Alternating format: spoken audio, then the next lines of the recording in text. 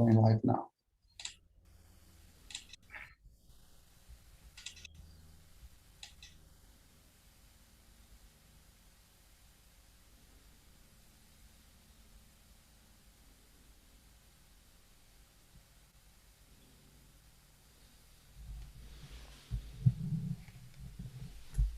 Hello, welcome everyone. If you can take a moment, fill up the poll and tell us where you're from, that would be great. Just gonna give people a couple of minutes so that people can join before we proceed.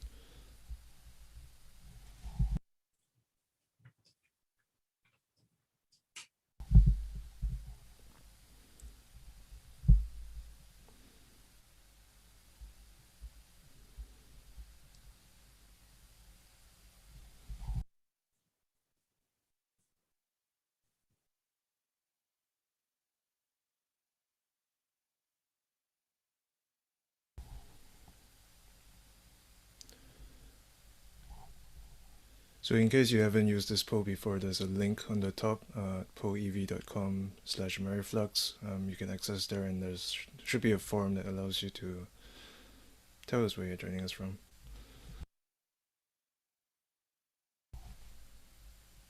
So Berkeley, Tucson, Mexico, New Mexico, Sweden.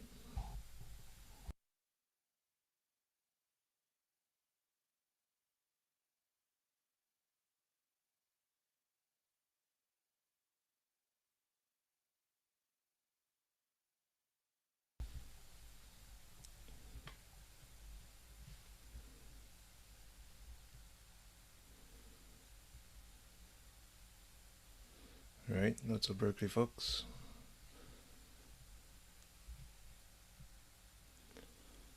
The beach. Dion.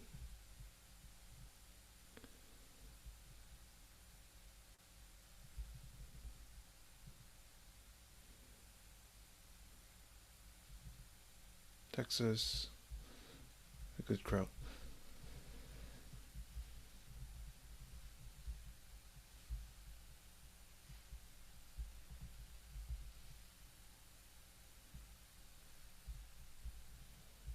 Alright, I think we can start the webinar. And so I'll ask Daniel, my colleague, to move the slides. So today we'll be presenting on this AmeriFlux webinar about the BADM standard, and more precisely submitting the BADM in a new CSV format. And with that, there are new BADM web pages that allows people to navigate the standards and create customized forms more easily. This webinar is hosted by AMP, the AmeriFlux Management Project, and in particular the AmeriFlux data team, which we have all of the folks here. So thank you everyone. And just as a reminder, this webinar is, if you are a site team who have submitted or plan to submit BADM, this webinar will be the right place for you. If you're a data user who just wants to understand the AmeriFlux BADM resources a little better, hopefully there are things that you can get out of here. The presentation will last approximately 40 minutes. We'll go through an overview of the BADM standard and tools and related material, and then there'll be specific examples of how to submit BADM using the new CSV format. In between the presentation, there will be polls and there will be discussion at the end. As a reminder, the webinar is recorded, and we ask you to keep mute during the presentation. Use the chat window for messages or questions, and you can email amp-webinars@lbl.gov if you run into any issues. So before we dive in, we're going to do a quick poll to see what people know or think about BADM. I know it's an acronym and maybe you don't know or have any idea what it is, so yeah, let us know what it means or what you think it means. Rich, data, complex, great. Everything.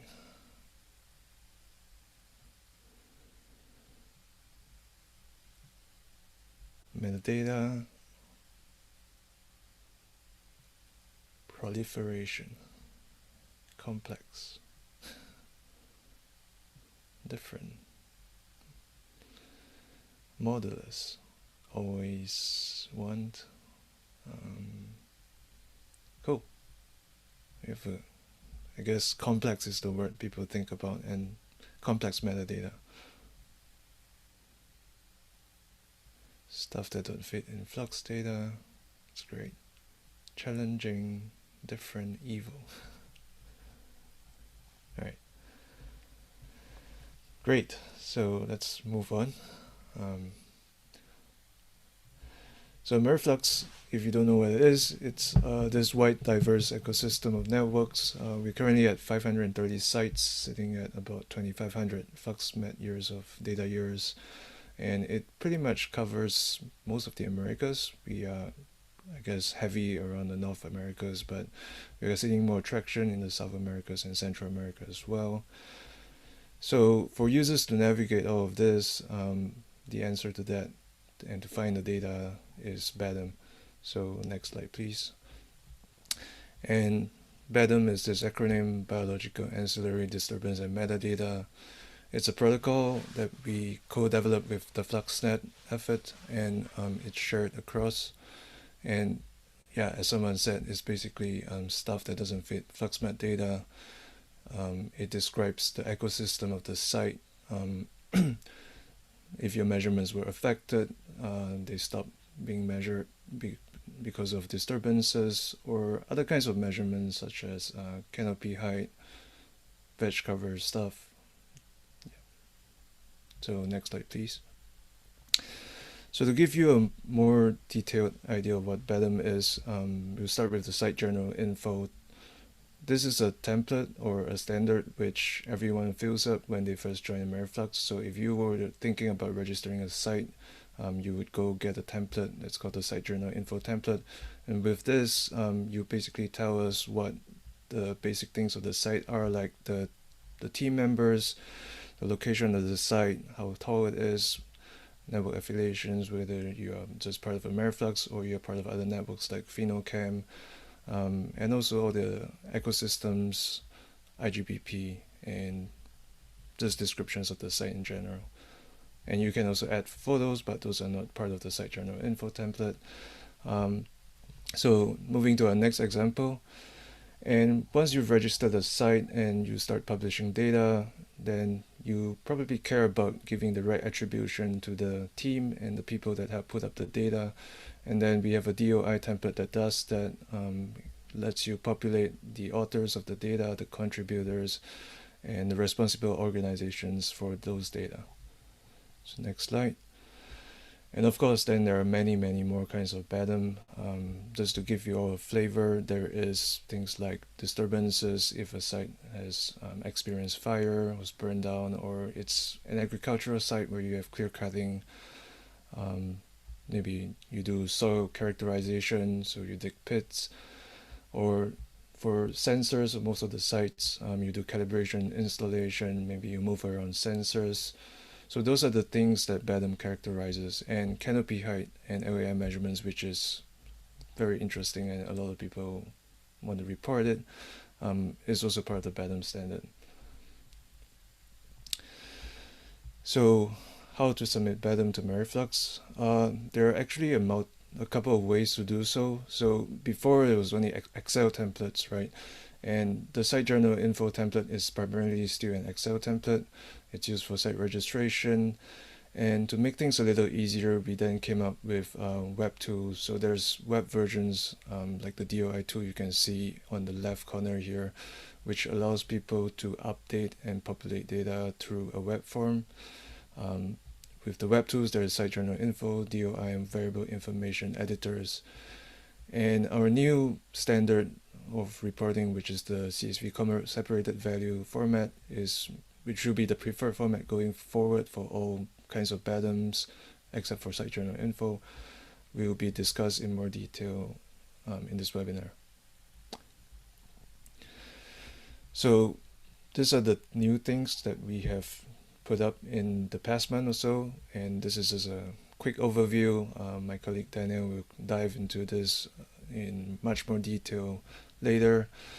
If you're a user or a contributor, the standards are now listed on the web pages, so you can quickly go into the different variables and groups that are associated with the BADM standard, find the definitions, and try to get a better understanding of all of the BADM.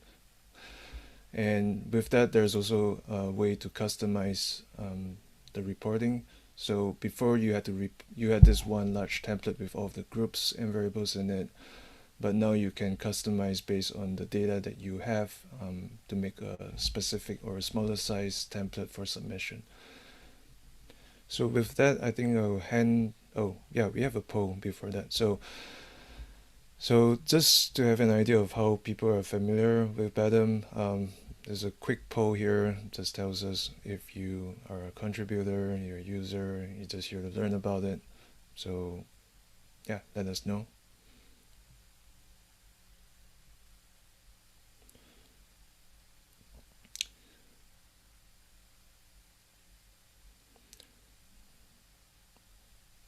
So a lot of advanced contributors here.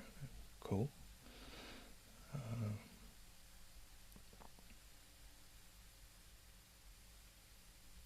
Okay.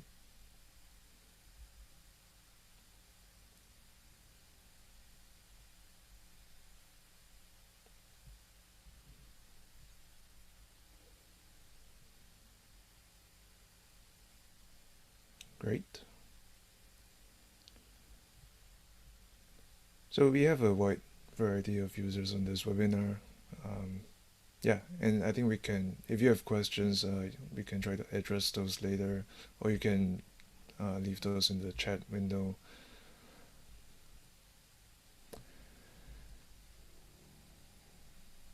All right, I think we should let Daniel dive into the details of the gory details of the new updates and the new format. So I will hand that over to Daniel. Thank you. Great. Hi, everyone. Thanks for joining today. So thanks to you, Wei, for the nice introduction about BADM. So we're going to use two examples to dive into this new way of reporting BADM using the CSV files. We're going to use insect disturbance and canopy height. And so you can see on the left, you might have information that you've collected at your site over a number of years, different sampling schemes that you've used to collect these information.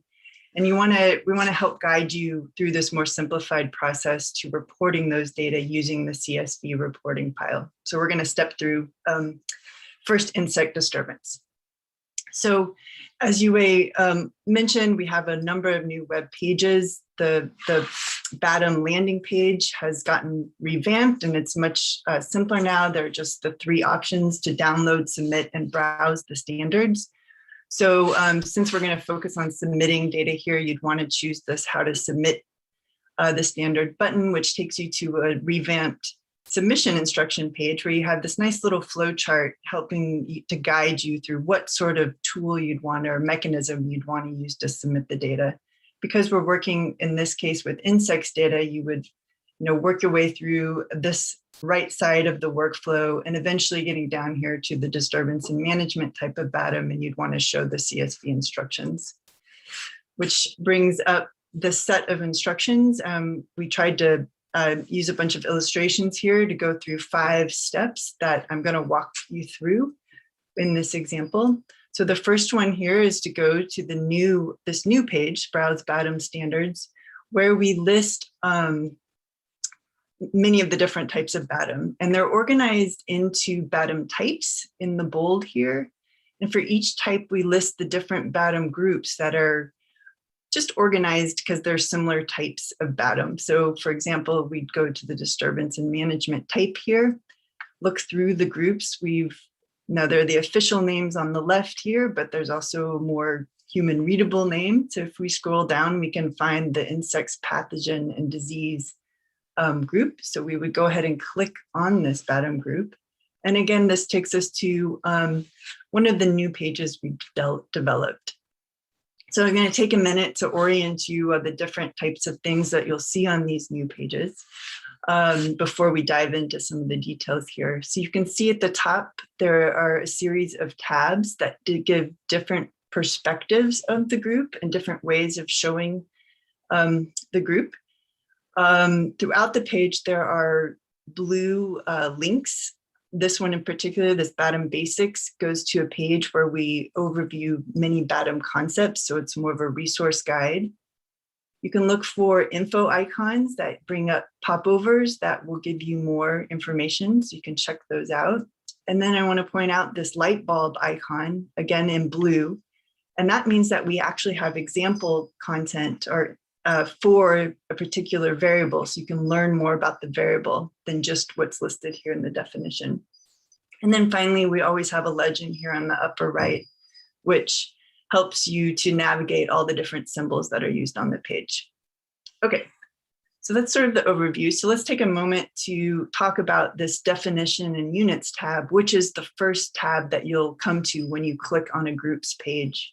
So in it, we have a basic table here with 3 columns. The first column, you'll find the list of all the variables that are in this group. This is important. And their requirements, required, optional, and some additional details that we'll get into later. In the second column, you can see here are the units that you need to enter the BADM data with. And then this third column on the right is a description of that variable. And again, keep an eye out for this example icon. Okay, so our goal is to submit the insect data disturbance events that you've observed at your site. So we do want to go to this custom CSV tab here on the right. So you go ahead and click it, and you can see that we get a different look at this group. And before we dive into it, I just want to point out that we've designed these pages so that you can have a couple of them open side by side to utilize multiple tabs at once. And you can find out more tips on the BADM Basics page like this. Okay, so let's dive into this group. And you can see here that we've, instead of a table, this looks more like a form, and we've grouped the required variables together and the optional variables together. So you're going to have to submit all the required variables to us when you submit a BADM group to us. So you go ahead and can click that box by the required, and you can see that you still have some choice actually within these required variables. So I want to point out that there is a light bulb icon here. So if you were to click that, you'd be taken to an example for these date variables, and you could read more about the different options you have for reporting the date for this group. And in particular, I want to point out that while usually the date units are very detailed all the way down to minute, we actually support a number of date formats here. So these are the kind of tips you can find on the example content. Once you read about it and figure out what you want to do, you might decide in this case, because the insect disturbance event occurred over a period of time, you might want to provide a start and end date in this case. And so to do that, you would just click the radio button there to include those variables in the file that you're going to create.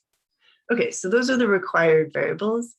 Now taking a look at the optional, another good tip here is that you can hover over every variable name to get the description and units of that variable. So this is a helper tool. You can, if you don't remember everything that was going on that table on the definition and units page. So you may look through and decide which optional variables you'd like to use. So you just click the boxes. And then once you've decided all the variables you want to include and report, then you're ready to download your customized CSV file. So you click the download button, and you get a file that is a plain text, comma separated values file that looks something like this. If you were to view it just in a text editor, you can see there are 3 header rows here. They're the variable names at the top. Again, we included the requirements to help you remember as you're going to fill out this form or fill in this file. And then the third row is the units.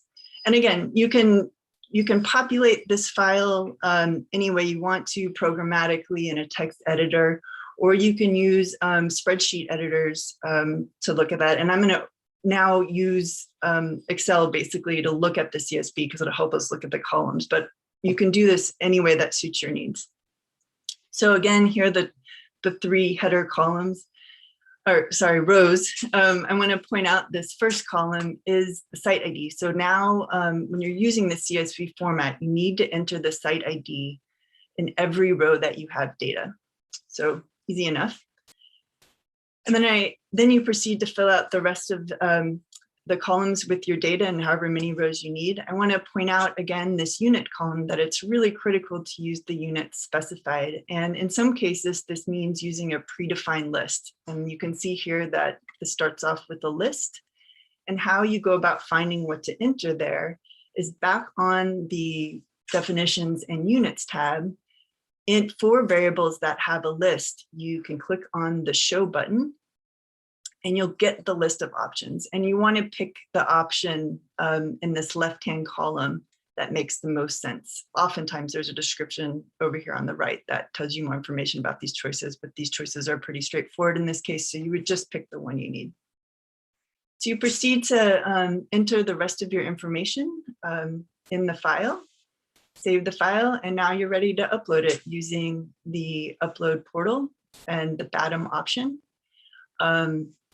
You do need to select a site from the site list. Now, one of the advantages of this new CSV format is you can put multiple sites data in the same file. And if you do that, you just need to pick one of the sites that's included in your file. Upload the file, and there you go. So questions so far at this point?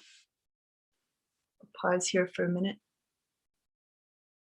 And I can't see the chat since I'm sharing my screen. So if folks who are monitoring that, if we want to read those out, that would be helpful. Or feel free to unmute yourself and speak up.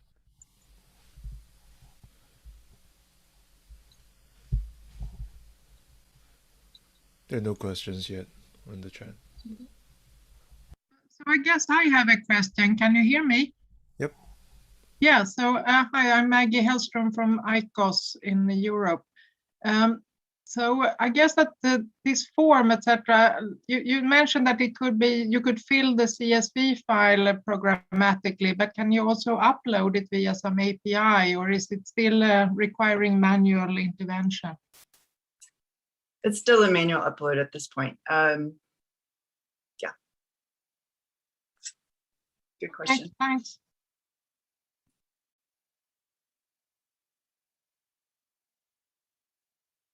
Any others before we go on?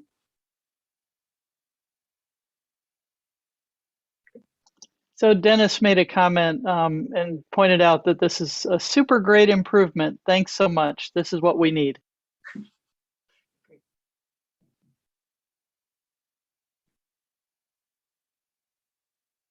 We're happy to roll it out.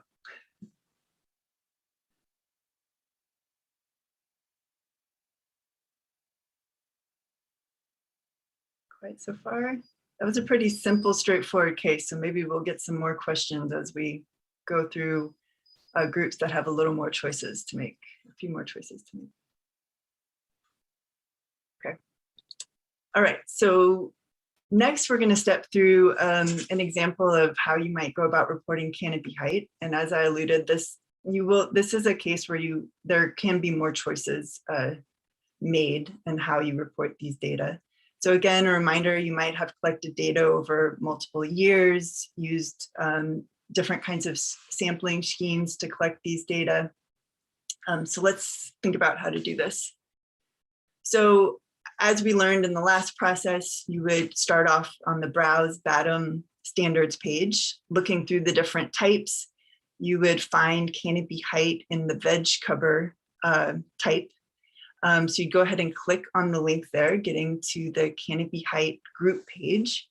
And the definition and units table again appears first. And you can see there's a lot more going on here, many more variables in this group to look through. So let's dive into that. So now showing again the custom CSV tab, and you can see, yeah, that there are a couple sections now here. And what this indicates is that there are subgroups within this BADM group. And this is important because the requirements apply within a subgroup. So if you're just going to give us the canopy height subgroup, you don't have to give us the required variables for understory height. So you can kind of, it's important to figure out which subgroups you're going to give to us, and then note that there are few variables that apply to whatever subgroup you're going to submit. So that's this applies to all section down here at the bottom.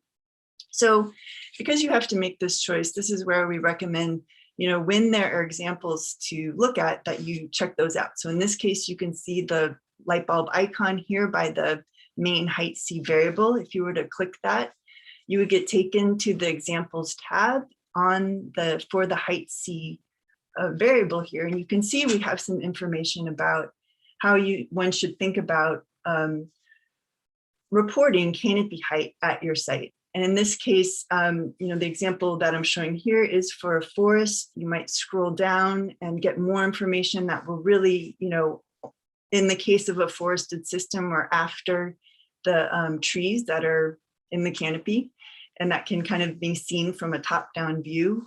So really use these examples to figure out what variables and how you might want to report them. So if you decide, yes, we're just going to do the canopy height subgroup here, you can click the entire subgroup, and you can see that, again, the required variables are selected as well as all the optional, and the required variables for the applies to all group automatically get selected. So I want to point out that you see some red showing up here. So because this has an info icon, you can click on that to find out more information about what's going on. So in this case, what this is indicating is that this is an example of an optional mutually exclusive variable, which means that you can include both of these variables in your CSV that you create, but you can't enter data for both of them in the same row. So you can see in this example here, we've illustrated that because it's optional, you don't have to give values for either variable, or you can give one or the other, but not both. And I want to dive into this a little bit further for this species and veg type variables in particular, because these are variables that show up repeatedly, especially throughout the veg cover BADM type. And they are meant to be used when the observation you're reporting is specific to a species or specific to a veg type. So if you're going to give us an observation that's for the entire site, you actually don't want to use these variables. You just want to use them in the case of species, in the case where the observation is just for the species that you're reporting, or in the case of veg type, for the veg type that you're reporting. So have a look at the examples to find out more information about this, and it's just something to remember. Okay, so we're going to assume that in this case you want to give a site level canopy height value, so you can click neither to not include either of those variables in your file, but you still want to keep some of these other optional variables. You can take a look at the optional variables and the applies to all, maybe pick a few. And then again, you're ready to download your customized CSV file. So you can click the download, and again, it's a plain text comma delimited file, but I'm showing it to you here using the spreadsheet editor so that you can see the columns more easily. So again, you got to enter your site ID in that first column. But again, there's still like you have all this raw collected data that you're not quite sure, how do I go about reporting this? Because you've maybe collected it over this sampling scheme that looks like this with 8 plots, and you've sampled all the trees within those plots. Can you just report all the raw data, or do you have to aggregate that data in some way? And in fact, you do need to aggregate it. The statistic variables here that are the main statistic variable is required within the group. This is going to allow you to report, tell us what you're giving us, a mean, a standard deviation. We have a full range of percentiles that can be reported here. There are other statistics methods, and these all do have examples. with them. So you can go to the example page and learn a lot more about the types of statistics that we support and the different types of ways you might think of aggregating your data, including a bunch of illustrated examples that you can read about and decide how you want to aggregate and combine your data, because BADM at this point is designed to be a site level characterization.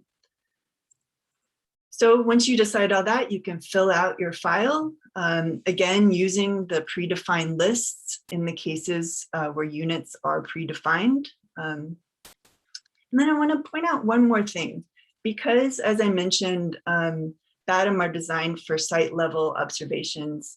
We have to pay a little bit of attention to when an observation is reported for the same date. And that's where you've seen on these pages, maybe you noticed there's this symbol, the circle C symbol. And this is something new we're introducing to help reduce the cleaning that goes up after you submit the data. And so what this means is for any circle C variables, we only accept unique combinations of those variables for an observation. That's a mouthful. Let's try to pick it apart. So you can read more about it in this info icon that's at the header of all the pages. And if you look through it, what this means is that for the variable with the circle C icon, stands for combinations, we only take one observation for a given combination. So you can see for 2003, mean, good. 2004, we collect a mean, good. 2004 will have a standard deviation, good. But we will not take two maximum values for 2004 here, as you can see. And so that's something to keep in mind. So let's take a look back at the file that we have populated. The combination variables in this case are these highlighted columns. When we look at the values here, we notice that in fact, each case is unique against each other, so we're okay. And the data file is ready to upload. So we hope those examples helped illustrate how we've tried to simplify the process of submitting BADM so that you can create customized forms to meet the data that you have using the example. We hope that the examples will help people understand how to provide their data. And I will note that, that example content is coming out slowly, and we'd love to talk with you if you have ideas to help us make sure we get it right. So we want to encourage you to take a look at these pages, use the customize tool to create these CSVs that you can then start submitting your BADM more regularly to us. So what happens after you upload your BADM to us? So we talked about the reporting protocols, the submission mechanisms. Well, we try to ingest the data you submit to us into our database. And we have a few automated checks. We're building those out that check against the standard and the form of the data. If we find issues, we'll most of the time send it back to you and ask you to help us clean it up a bit and kind of go through this loop until we have data that are clean and we can ingest. And when that happens, the data make it into our BADM data product, which can be downloaded via the AmeriFlux website. And that format is lovingly called BIF, and you can learn more about it on the website. And then finally, before we get into some discussion, just a reminder of the different ways that you can submit BADM. We focused in this webinar on the new CSV approach, but we want to emphasize the importance, especially of the variable information tool, where we're collecting information on the height and sensor models for your FluxMet data. So please go visit that tool if you haven't recently. Okay, here's a list of URLs used throughout the presentation, and I think we're going to open it up now to questions and discussion, feedback. And thanks for joining.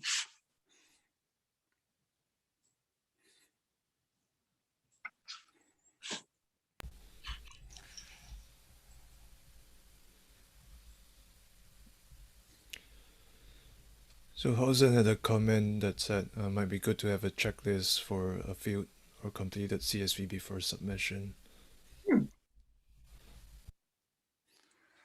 That's a great idea.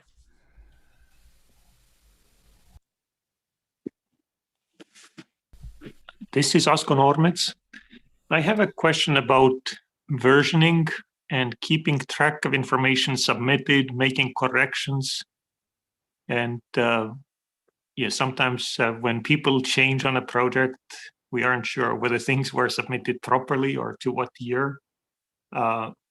Is there a way to keep track of what we have done by looking at our site webpage?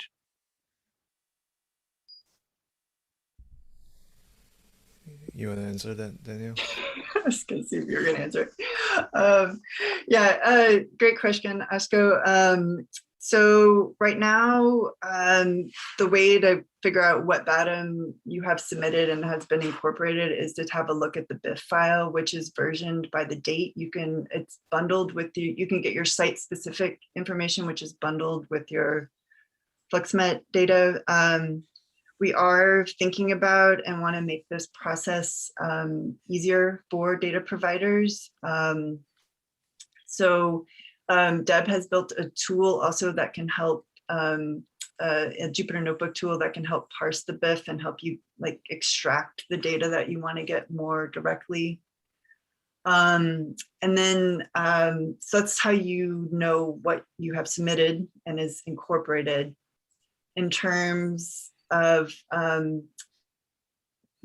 think that's the place to start. And then getting in touch with us if you have further questions. So Asko, an additional piece to answering your question. This is Deb Agarwal. We do behind the scenes keep the date that particular item was submitted to us and the full history of submissions. But right now you have no way to access it other than asking us to pull something for you. May I have some question, comments? This is a tree from New York. I always appreciate it. Is AmeriFlux team created is outstanding database. It's so straightforward. I always bring this, let my students bring your data set to my classroom. It's Google, AmeriFlux. You can straightforward how you download, how you get data, and step to teach my student to get your data. I always appreciate from my heart. I told you today, and it's great work, straightforward. For your this database just started to build up for Disturbance. That is timely and important. And I think the template is focused on is tree structures, canopy height. And another maybe most important parameters is about BAI, Basal Area Index. That's very, very, not from hour to hour, but from yearly to yearly. That's a good index to study this topic. And also is portable for another variables is the tree ring data. So if available, this data at any AmeriFlux site, put into your database, that would be, this tree data and the BI data. That's important index for categorize of this disease, the insect attack, and everything, fire, drop the effect, Thank you. Great. Thank you. We do support a few of those already. We do have basal area BADM, and I'm not sure exactly what type of tree ring data you're talking about. We do support, DBH diameter, breast height data. So if you're thinking of something different, we'd love to hear it. You can always email us at AmeriFlux support@lbl.gov with specific suggestions, and we can make sure we get those incorporated into our topics to consider. There is a bank of children database. This is from University of Arizona. This is globally. There's a bank of children data database. Maybe some around the tower site. Yeah, so I will communicate with you by the email. Thank you. Great, thank you. So Dennis has a question, I believe. And Timothy's got one in the chat as well. Okay. Hi, y'all. This is really great. This is really what we need. In the past, it was very intimidating because we had a spreadsheet that had so many columns and lines to fill out that I think people just didn't submit data. So my question really is, what type of outreach do you all plan, or do we plan? Because I only see about 30 people out on this call, and I think this is just a great tool that needs to get out to the whole community so we can really recruit a lot more BADM data, because the bottom line is we need this data to interpret our fluxes, and there's a lot out there that's probably not cataloged yet. So I was just kind of curious about different ways we can think about doing outreach. I just tweeted it, but I have a very small Twitter followers, but yeah, so that's my comment. Thanks, Dennis. You ready? Do you want to take it? Yeah, so we are trying to pace ourselves here. We obviously have put a lot of work into the collection process, but the process of curating and ensuring the data is clean is still fairly manual at this point. So we are trying to put more work into that before we open the floodgates and try to get all the data that we can. So it's a work in progress, and we hear you. We do plan to do campaigns, although it'll be targeted campaigns. I think the first round of campaigns will be prioritizing the BADM data for the OneFluxFluxNet product. So that's on the horizon, but obviously there's a lot more work to be done. I think I'll follow that up and say we're also thinking about it in terms of the year of water, how we can do targeted campaigns within that effort. I think we'll also be on deck in the next year. Just a final comment. I mean, it's very professional. It's very well thought out. I can see why it's taken such a long time, but it's also has all the bells and whistles I think we need to help people walk through it with all the help buttons and the explanations and the graphs. So yeah, kudos. Thank you. So Timothy has a question about approach and method that you have in the examples, Daniel. If you want to sort of clarify that. Sorry, I can't see that. Oh, his question is, in the example given, can you go over the difference between method and approach for distinct observations? Sure. Yeah, so method is usually used when we have a well-defined set of approaches or techniques that are used to collect the data. And so that will usually be accompanied by a predefined list of options that you'd want to choose from. And the approach is a free text field to, if there is a method variable in the group, you might want to add some more details to it. And if there isn't a method variable in the group, you might want to describe your approach to collecting the data. So where we can, we try to use methods so that the data can be more comparable by making people kind of choose bins on what they did, or have the same options. And then the approach is more free form when we can't offer that. Does that answer your question? Yeah, I think so. I was just, when it said PI estimate on that one, it didn't seem like a statistical approach, whereas the other ones were just kind of what the name of the statistic was. So I was wondering how that field was populated. And so yeah, so so that would be like, so that approach is for that statistic variable in particular, you're talking about the statistic method. So that's just giving us a sense of, so if you're, if you have someone who's, someone knowledgeable about the site who can make an estimate of the mean of the site for canopy height. That's when you'd want to use that versus the approach where you actually went out and sampled, trees and have calculated a mean from an actual set of raw measurements. So that's the difference there. Is that okay? Yeah, and I think once I actually look in the forms, I'll figure out more in particular what's available in the drop-down lists.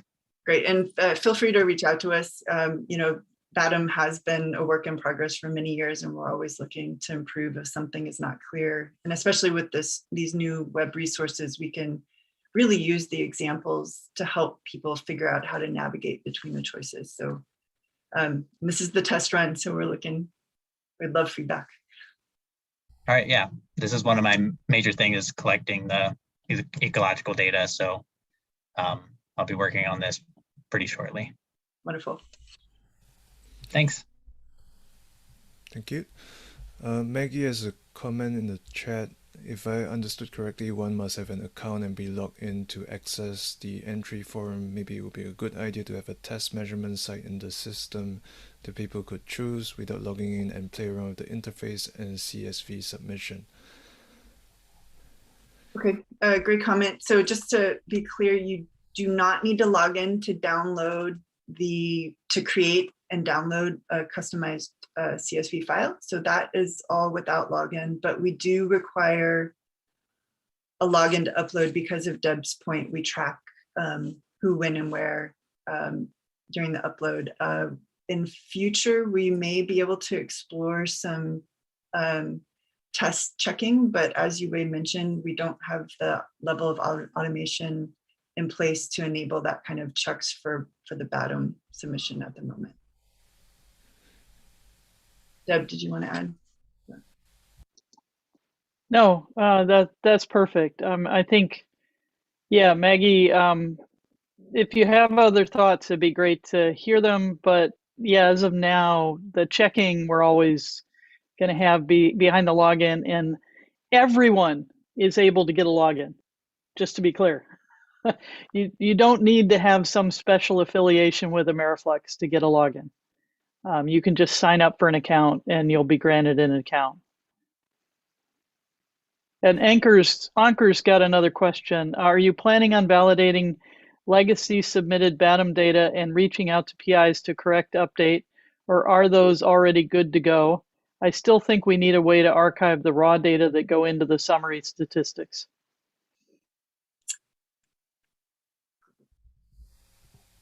Okay, I will try. Yes, we are planning to reach out to PIs to correct and update the data. For some of these standards where we have migrated variables, we are doing a first or best effort to try to migrate them and see if we run into any issues before we reach out. But we will try to verify, and if you believe there are things that we kind of lost track, please reach out to us and remind us. Do you have anything else to add, Danielle? I think that's perfect. Yeah, we are working hard to port the historical data. With regard to the raw underlying data, I think that's something we've wrestled with over the years. I believe there are some options for backing it up. Maybe not storing it within our database, but you can always, I believe, submit it. Deb and maybe Gilberto can correct me if I'm wrong, to NERSC, where we're storing the high frequency data. There may be some other options as well if need be. Yeah, no, Danielle, you've got it right. In terms of storing any underlying information for the things that are in your data in our database, you should work with Gilberto to get a key and put it within the NERSC repository that we keep. That gives a backup of all your information. Now, that's not well organized and available to others, but it at least enables that we could reproduce things, hopefully down later, or provide it back to you so you could reproduce values as needed.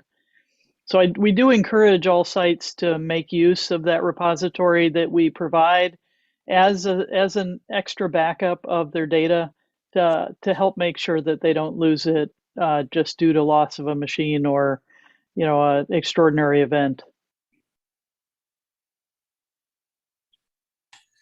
if I can add just quickly as well, on the types of data that we have been archiving for sites on that repository, any type of data related to the site is fair game for that repository. There are some sites that are organizing field visit pictures from inspections on the instruments, field notebooks.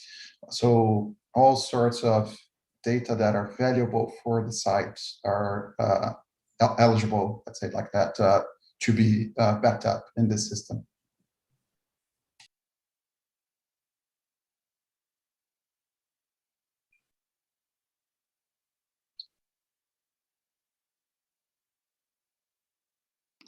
Right, and since we don't yet have any more questions, I just want to point out, I mean, that backup is a very large scale store. So it, don't be afraid that, oh, I can't back up all my raw data or, all these other pieces. We do have it. We do have a very large store. I think it's already at, what is it now, Gilberto, in terms of size? I think our allocation is in the order of 60 terabytes, and we have about 50. So we are going to be requesting an extension, but this has not been a problem for us. Every time that we needed more space for sites that are joining, we have been able to get that. So as Deb said, the storage limits are not an issue so far. Yeah, we expect up to a petabyte. They're not going to give us any problem. So, 100 times where we are now almost. So please, if you'd like another backup of your data and your other information about your site, please use it.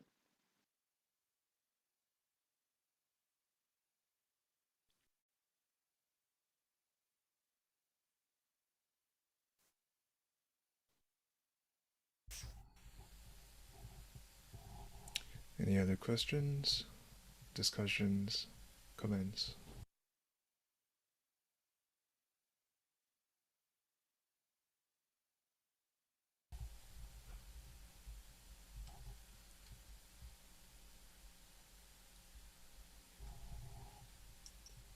If not another question, maybe I have one question. Is for AmeriFlux database for my students, if they are using hourly data, it's too much. We are looking for the annual data. Difficult for me to where I can know the annually data, monthly data. This is maybe not much related to this topic, but related to how to use your AmeriFlux data for the students, for the monthly data file and annually data file, not hourly, not daily. Yeah. So Gilberto, I think you should take that one. Yeah, absolutely. So this is a great question. So the way we approach this is within the FluxNet OneFlux data product that we are generating. So if you use the FluxNet 2015 data set in the past, for instance, that has all of those temporal resolutions. And we are generating now these products for AmeriFlux. There are a set of a little over 30 sites that are available now in a testing system.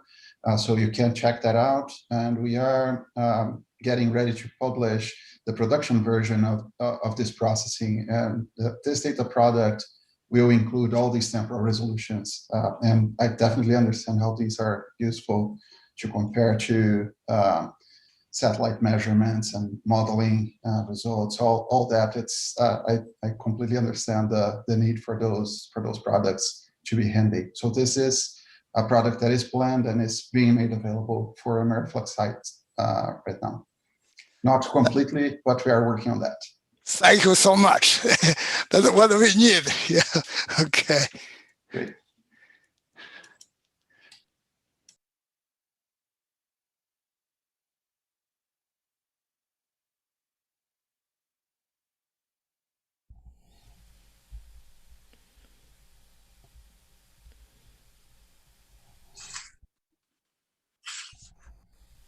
I think I'd love to throw out that, you know, I think one of the things that's made AmeriFlux successful is all the great feedback we get from the community. So we really want to encourage folks as hopefully people start using these new BADM pages and web resources to let us know how they're working for you and ways that we can improve them. We might not be able to jump on your request immediately, but definitely we do really value your feedback in whatever form so that we can continue to improve how we do things in the network and support the network.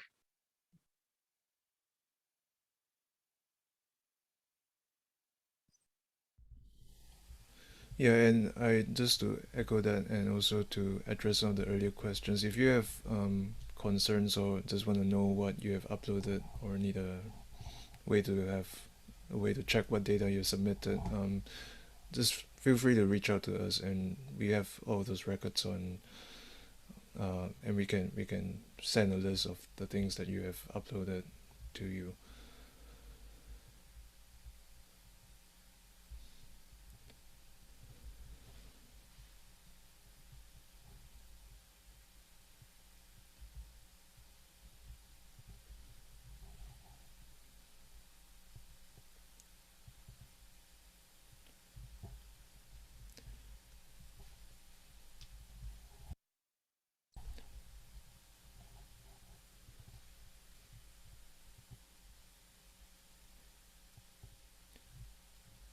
So we have another, I don't know, 3 minutes or so.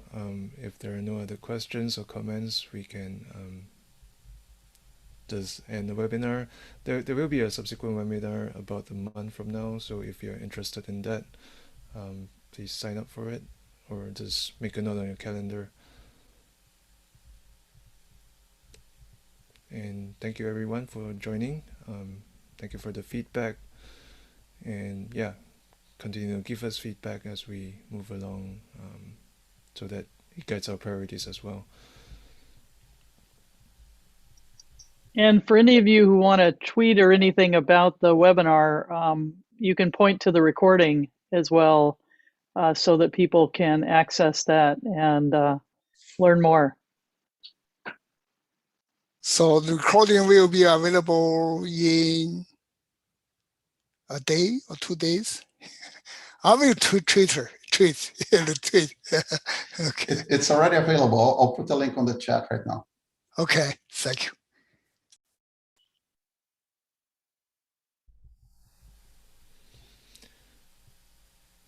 All right, thank you everyone, and we look forward to more BADM submissions and tweaks to the standard, and yeah, give us feedback and we will continue to work with the data we have.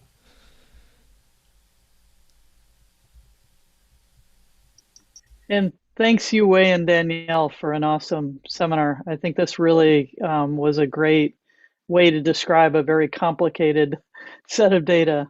Thank you so much. It's true team effort.